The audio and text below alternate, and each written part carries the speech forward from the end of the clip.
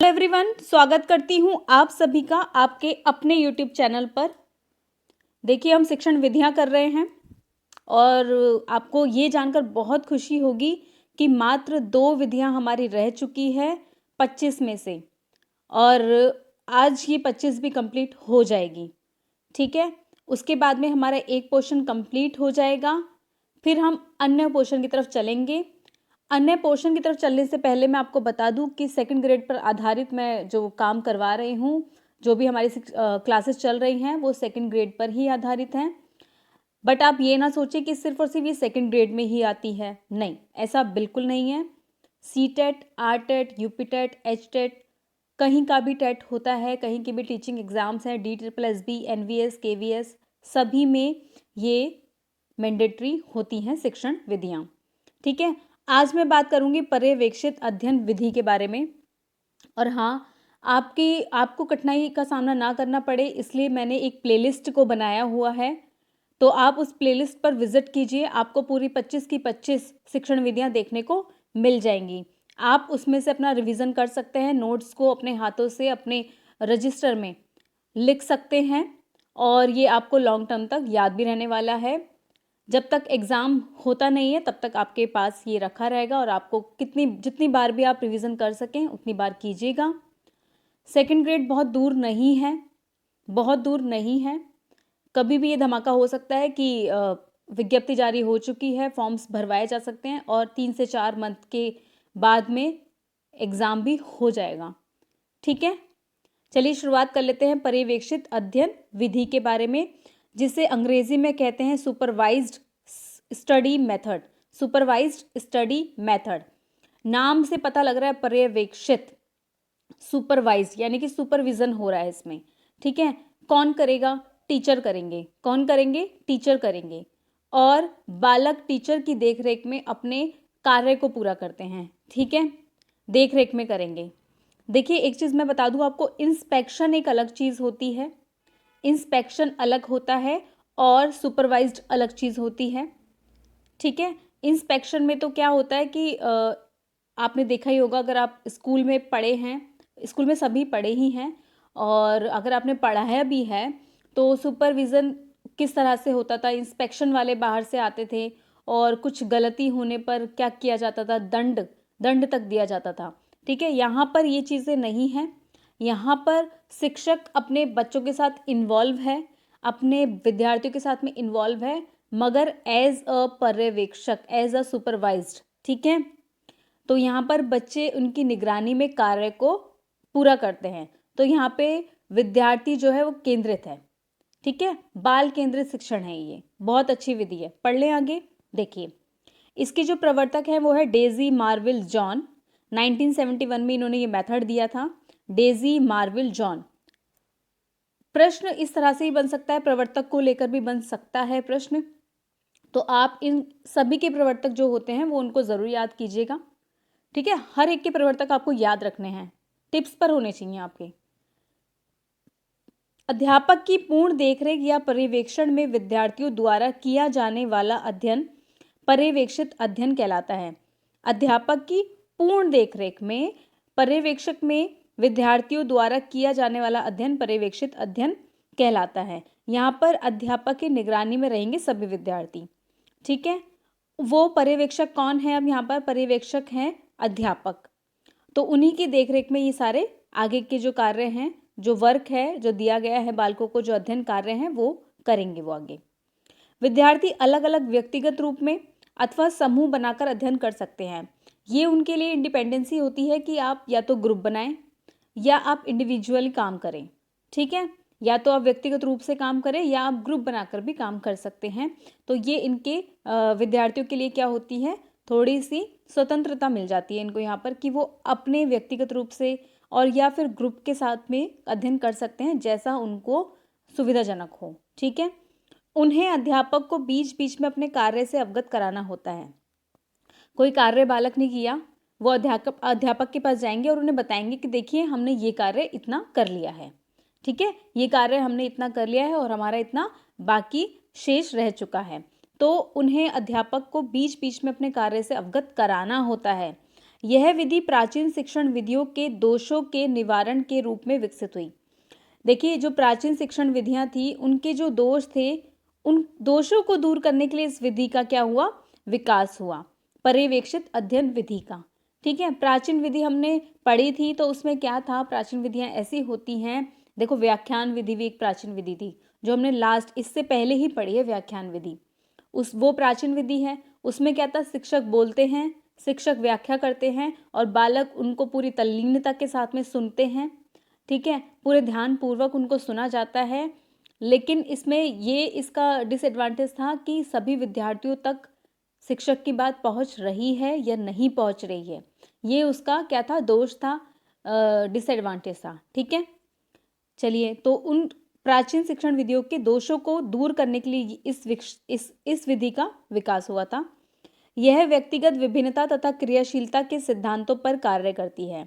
ये कैसे कार्य करेगी, व्यक्तिगत विभिन्नता तथा क्रियाशीलता के सिद्धांतों पर कार्य करेगी। क्या अर्थ है इस लाइन का, तो देखिए, व्यक्तिगत विभिन्नता, इंडिविजुअल डिफरेंसेस के बारे में बार बार बात करती हूँ मैं, इसमें भी कर लेती हूँ। हर बालक, हर व्यक्ति अपनी अपनी क्षमताओं को लेकर जो है जन्म लेता है। ठीक है, उसके अंदर अपनी अपनी एबिलिटी होती है, अपनी अपनी योग्यताएं होती है, अभिरुचि होती है ना, अभिरुचि होती है, एटीट्यूड होता है, एप्टीट्यूड होता है, सबका अलग अलग होता है।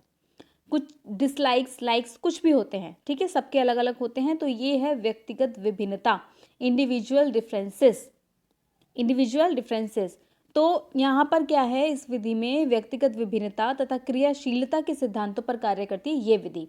कैसे करेगी, 10 बच्चे बैठे हुए हैं, 10 बालक बैठे हुए हैं, 2 या 3 बालक ऐसे हैं जो कौन है, वो मतलब उनकी जो बुद्धि लब्धि है वो बहुत उच्च है। ठीक है, वो प्रतिभाशाली हैं, और कुछ जो बैठे हैं वो निम्न वाले हैं, और कुछ जो है वो मंद बुद्धि हैं। तो क्या होगा, अपने अपने क्षमताओं के अनुसार, अपने अपनी क्रियाशीलताओं के अनुसार वो अपने कार्य को पूर्ण करते हैं। पूर्ण करने के बाद में शिक्षक की भी मदद लेते हैं। शिक्षक उनको बताते हैं कि आप यहाँ से यहाँ गलत कर रहे हैं और ये आप ठीक कर रहे हैं, इसमें आप आगे बढ़िए। ठीक है, तो यहाँ पर व्यक्तिगत विभिन्नता तथा क्रियाशीलता के सिद्धांतों पर कार्य करती है ये विधि, पर्यवेक्षित अध्ययन विधि। ठीक है, अगर शिक्षक ही सब चीज़ सिखा रहे होते तो फिर क्या होता कि बालक, अलग अलग व्यक्तिगत विभिन्नता वाला बालक जो होता है वो हो सकता है बहुत जल्दी उस बात को पकड़ ले, और हो सकता है कोई बालक उस बात को ना पकड़ पाए। तो यहाँ पर वो फ्री हैं, यहाँ पर उनको इतनी स्वतंत्रता मिली हुई है कि बालक अपने एबिलिटी, अपनी क्षमताओं, अपनी अभिरुचियों, अपनी अभियोग्यताओं के अनुरूप कार्य को कर सकते हैं। हुई ना अच्छी विधि, बहुत अच्छी विधि है। इस विधि में अध्यापक और विद्यार्थी दोनों ही सक्रिय रहते हैं। जो अध्यापक और विद्यार्थी दोनों कैसे होंगे, इसमें एक्टिव होंगे, एक्टिव होंगे। व्याख्यान विधि में मैंने आपको पहले बताया था कि जो शिक्षक है सिर्फ और सिर्फ वही सक्रिय हैं, और जो विद्यार्थी हैं वो कैसे हैं, वो निष्क्रिय हैं। तो वो कैसी विधि हुई, शिक्षक केंद्रित विधि हुई। यहाँ पर क्या है कि विशेष रूप से विद्यार्थी की सक्रियता होती है। अध्यापक से भी ज्यादा सक्रिय कौन होंगे, होंगे विद्यार्थी। अध्यापक से भी ज्यादा कौन होंगे, विद्यार्थी होंगे सक्रिय। अध्यापक पर्यवेक्षक की भूमिका निभाएंगे, सुपरविजन करेंगे वो। तो ये पर्यवेक्षक की भूमिका कौन निभा रहे हैं, वो कर रहे हैं अध्यापक।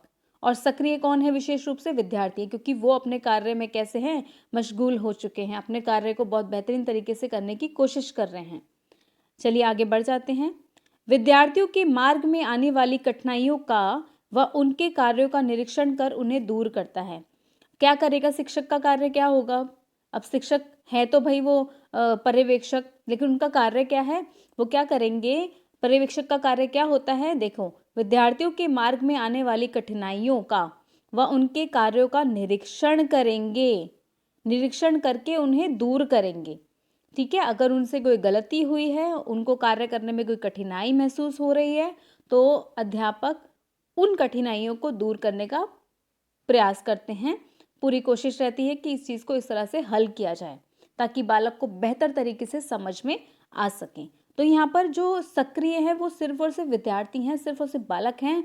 वो अपनी सक्रियता, अपनी माइंड से, अपने पूरे मस्तिष्क के साथ में, अपनी बुद्धि लब्धि के साथ में कार्य को पूर्ण करते हैं, और जब वो स्वयं कार्य को करते हैं तो वो बहुत बेहतर तरीके से याद रख पाते हैं, स्थायी रूप से उनको हर एक चीज़ याद रह जाती है। ठीक है, स्थायी रूप से उनके मस्तिष्क में वो बात रह जाती है, याद रहेगी ये बात। चलिए, विद्यार्थियों पर निगरानी रखनी होती है कि कहीं वह विषय वस्तु से अलग ना हो जाए। पूरी निगरानी रखनी होती है कि जो कंटेंट है उससे वे विद्यार्थी अलग तो नहीं हैं। ठीक है, कहीं ऐसा तो नहीं है कि वो कार्य करते करते भटक ही गए हों। तो विद्यार्थियों के ऊपर निगरानी रखेंगे अध्यापक। विद्यार्थियों को भी अपनी प्रगति से अध्यापक को अवगत कराना पड़ता है। विद्यार्थी का भी कार्य ये है, विद्यार्थी का भी धर्म ये है कि वो जैसे जैसे कार्य करते जाएंगे वैसे वैसे अपने अध्यापक को बताते जाएंगे, उनको अवगत कराते जाएंगे कि हमने यहाँ तक कार्य कर लिया है। ठीक है, क्या ये सही कार्य है या इसमें कुछ और ऐड ऑन करने की भी ज़रूरत है। ठीक है, इसमें अध्यापक छात्रों को नियम नहीं बताकर उनसे ही नियम की स्थापना करवाता है। यहाँ पर नियम नहीं बताएंगे, रूल्स नहीं बताएंगे, तो क्या होगा, यहाँ पर वो खुद ब खुद रूल को सीखते हैं। ठीक है, खुद ब खुद रूल की स्थापना इसमें करते हैं। कौन करते हैं? विद्यार्थी करते हैं। ठीक है, अध्यापक पर्यवेक्षक है, वो उनकी मदद कर सकते हैं, लेकिन वो उनको पूरा सॉल्व नहीं, उनकी मदद करेंगे, उनको बताएंगे कि आप यहाँ पर ठीक हैं और यहाँ गलत हैं। देखो, परिभाषाएं देख लेते हैं बाइनिंग एवं बाइनिंग की। मेज व दरवाजों, माफ कीजिएगा, मेज व दराजों के आसपास बैठे कक्षा समूह या शिष्यों का शिक्षक के द्वारा पर्यवेक्षक करने वाली विधि को पर्यवेक्षित अध्ययन विधि कहते हैं। ठीक है, समूह में बैठी रहेगी पूरी कक्षा। ठीक है, और पर्यवेक्षक कौन है? पर्यवेक्षक है शिक्षक, और वहां वह बैठे बैठे सबको क्या करेंगे? ऑब्जर्व करेंगे, सुपरविजन करेंगे सबका। देखो, बॉसिंग कहते हैं कुशल निर्देशन, उच्च तकनीक और कुशल कार्य करने का अधिकार प्राप्त करना ही क्या है? पर्यवेक्षित अध्ययन विधि है। ठीक है, ये दो परिभाषा थोड़ा सा ध्यान में रखना। पर्यवेक्षित अध्ययन विधि के प्रकार देख लो, बाइंडिंग एंड बाइंडिंग ने दिया है ये प्रकार, वो देख लेते हैं। सम्मेलन योजना, विभाजित कालांश योजना, विशिष्ट शिक्षक योजना, द्विकालांश योजना और सामयिक योजना। ठीक है, अब देखो इसमें क्या बताया गया है। ये तो हुए इसके प्रकार जो कौन देते हैं? Binding and binding. सम्मेलन योजना करना पड़ेगा उनको, कॉन्फ्रेंस प्लान कि किस तरह से उस जो विधि है उसको कैसे सफल बनाया जाए। विभाजित कालांश योजना होती है कि कितने मिनट तक का कार्य उनको दिया जाएगा, उसके बाद में अध्यापक बोलेंगे। ठीक है, विशिष्ट शिक्षक योजना में ये होता है, कोई भी अगर स्पेशल टीचर है, किसी भी विषय वस्तु का, किसी भी टॉपिक का, किसी भी विषय का अगर कोई स्पेशल शिक्षक है और उनको प्रोवाइड कराने की ज़रूरत है कक्षा में, विद्यार्थियों के लिए अगर उनको प्रोवाइड करवाने की ज़रूरत है, कोई नया शिक्षक, कोई ऐसा शिक्षक जो अपने सब्जेक्ट में कैसा हो, कुशल हो, अपने विषय में कैसा हो, कुशल हो, तो वो विशिष्ट शिक्षक योजना भी बनाई जा सकती है। इसमें जो मेन टीचर होंगे वो क्या कराएंगे? उन अन्य स्पेशल टीचर को अवगत कराएंगे पूरी क्लास से, उनका इंट्रोडक्शन करवाएंगे पूरी क्लास से, उसके बाद में वो कक्षा से बाहर चले जाते हैं। मेन वाले जो मुख्य होंगे वो बाहर चले जाएंगे, और जो विशिष्ट होंगे, जो स्पेशल टीचर होंगे, अब वो उनको क्या कर रहे होंगे? उनको समझा रहे होंगे, उनके ऊपर फिर से पर्यवेक्षण कर रहे होंगे। उनको अगर अपने सब्जेक्ट में वो कुशल हैं तो उस सब्जेक्ट के माध्यम से अपनी बात को वो बताएंगे विद्यार्थियों तक। द्विकालांश योजना, देखिए ये जो द्विकालांश योजना है, डबल पीरियड प्लान, इसमें क्या है?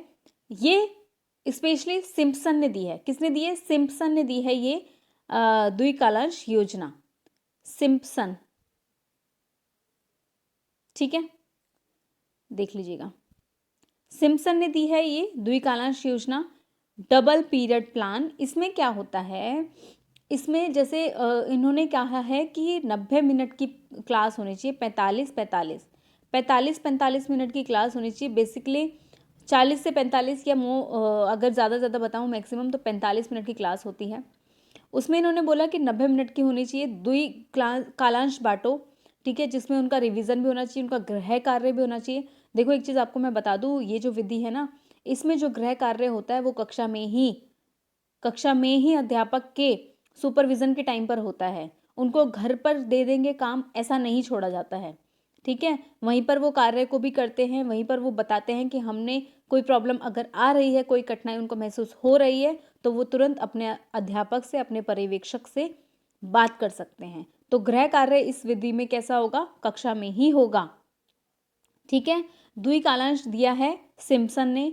फिर होता है सामयिक योजना, उनका जो पूरा योजना है उनको अब क्या करेंगे, उनको एकदम कलेक्ट कर लिया जाएगा कि कितना कितना कार्य इन लोगों ने किया है। ठीक है, इतनी बात याद रखना। अब ये देखो पर्यवेक्षित अध्ययन के चरण देख लो, अब स्टेप्स देखो इनके। प्रस्तावना, अध्ययन हेतु निर्देश, शिक्षक द्वारा पर्यवेक्षण, श्यामपट्ट सार, आवर्तीय कार्य। देखो अब क्या के चरण हो सकते हैं कि प्रस्तावना पहले तो बताया गया कि ये चीज़ें आज कक्षा में होंगी। अध्ययन हेतु निर्देश दिए गए, कुछ ना कुछ इंस्ट्रक्शंस दिए गए हैं विद्यार्थियों को कि इन इंस्ट्रक्शंस के साथ में आपको वर्क करना है, आपको कार्य करना है। अब शिक्षक द्वारा पर्यवेक्षण, शिक्षक क्या करेंगे, बिल्कुल क्या करेंगे, वो सुपरवाइज्ड हैं, पर्यवेक्षक हैं तो पर्यवेक्षण करेंगे वो। श्याम पट्ट पर पूरा सार लिखा जाएगा कि आज हमने कक्षा में क्या कुछ किया है, तो अध्यापक पूरा सार लिखेंगे श्याम पट्ट पर, यानी कि बोर्ड पर। ठीक है, ब्लैक बोर्ड पर। आवर्तीय कार्य, और आवर्तीय कार्य भी लिखेंगे कि कितनी बार क्या चीज़ें हुई हैं। ठीक है, तो इनके चरण भी आप याद रखेंगे। गुण और दोष देख लेते हैं। पिछड़े व कमज़ोर विद्यार्थियों के लिए उपयुक्त, देखिए जो पिछड़े बालक हैं, जो कमज़ोर बालक हैं, उनके लिए तो यह हुई उपयुक्त। ठीक है, अब प्रतिभाशाली बालक, तो टीचर ने जो बात कही है, अगर व्याख्यान विधि भी चल रही है तो वो बड़े अच्छे से क्या करेगा, दिमाग में उन बातों को समझ लेगा, उन ध्यानपूर्वक उन चीज़ों को समझ लेगा। लेकिन जो पिछड़े बालक होते हैं, जो कमज़ोर बालक होते हैं, उनके लिए क्या होता है, व्याख्यान विधि उतनी अच्छी नहीं होती है। ठीक है, उतनी उपयोगी नहीं होती है। यहाँ पर पिछड़े और कमज़ोर बालकों के लिए क्या हो गया, एडवांटेज हो गया। उनको बहुत अच्छे समझ में आएगा, खुद कार्य करेंगे, बार बार कार्य करेंगे और सीखेंगे। ठीक है, बार बार सीखेंगे। तो ये मनोवैज्ञानिक विधि भी हो गई है। व्यक्तिगत विभिन्नता के आधार पर विद्यार्थियों को अध्ययन के निर्देश व अवसर देती है। अलग अलग विभिन्नताओं वाले बच्चे हैं, अलग अलग विभिन्नताओं वाले विद्यार्थी हैं, अपने उनके अवसर मिलेंगे उनको कार्य करने के लिए, वो अपने अनुरूप अपने अनुसार कार्य को कर पाएंगे। ठीक है, उनके ऊपर कोई बाउंडेशन नहीं है, उनको पता है कि हमारी क्षमताएं क्या हैं, हम किस कार्य को कितना कर सकते हैं। और एक चीज़ और बता दूं, अध्यापक भी इस दौरान ये पता लग जाता है उनको कि कौन सा बालक तेज़ी से कार्य को कर रहे हैं और कौन से बालक थोड़ा सा धीमी गति से चल रहे हैं। ठीक है, तो इस विधि का बहुत अच्छा फायदा है कि अध्यापक को ये पता ज़रूर लग जाता है कि मेरी कक्षा में जो बालक हैं 30 से 40 जितने भी हैं, वो किस गति से कार्य को कर रहे हैं। ठीक है, प्रतिभाशाली बालक कितना समय ले रहा है और पिछड़ा हुआ बालक कितना समय ले रहा है, वो इस बात से अवगत हो जाते हैं। बहुत बढ़िया विधि है। विद्यार्थियों को पुस्तकालय प्रयोगशाला में कार्य करने का अवसर भी इसमें दिया जाएगा। बिल्कुल, जो पुस्तकालय होंगे, प्रयोगशालाएं होंगी, उनमें भी कार्य करने का अवसर उनको बिल्कुल मिलेगा। तो यहाँ पर कैसी विधि है, ये है छात्र केंद्रित विधि। कैसी हुई विधि, छात्र केंद्रित विधि है ये। ठीक है, दोष देख लेते हैं। देखो इसमें समय अधिक लगेगा, बिल्कुल लगता है, क्यों नहीं लगेगा, व्यक्तिगत विभिन्नता वाली बात है ना, हर बालक अपना अपना समय मांग रहा है ना, तो यहाँ पर समय ज़्यादा लगेगा, धन भी लगेगा, पुस्तकों उपकरणों के प्रयोग के कारण खर्चीली विधि है ये। ठीक है, एक्सपेंसिव भी हो जाएगी, कोई ना कोई उपकरण आएंगे, पुस्तकें आएंगी अलग अलग तरह की, क्योंकि व्यक्तिगत विभिन्नता को ध्यान में रखते हुए ये विधि अपनाई गई है। ठीक है, तो यहाँ पर समय तो जाएगा, टाइम कंज्यूमिंग ये विधि है। ठीक है, और क्या है, इसमें विद्यार्थियों के मानवीय व्यवहार पर कम बल, विद्यार्थियों के जो मानवीय व्यवहार हैं उस पर कम बल, पाठ्यपुस्तक के स्वामित्व पर बल दिया जाता है। पाठ्यपुस्तक में जो भी चीज़ें हैं उस पर ज़्यादा बल दिया जाएगा और जो व्यक्ति का जो खुद का व्यवहार है उस पर दिया जाएगा कम बल। उनको बोला कि